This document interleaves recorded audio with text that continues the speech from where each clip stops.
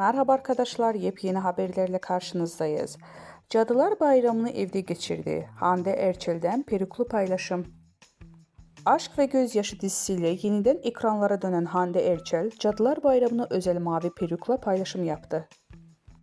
Eylül ayının başında iş insanı Hakan Sabancı ile 3 yıllık ilişkilerine nokta koyan Hande Erçel, ayrılığın ardından tüm enerjisini kariyerine yöneltti. Son dönemde hem dizide hem de uluslararası işbirliğinde adından söz ettiren Hande Erçel, bu kez evinde yaptığı renkli paylaşımla gündeme geldi. İşte o görüntüleri sizlere sunuyoruz.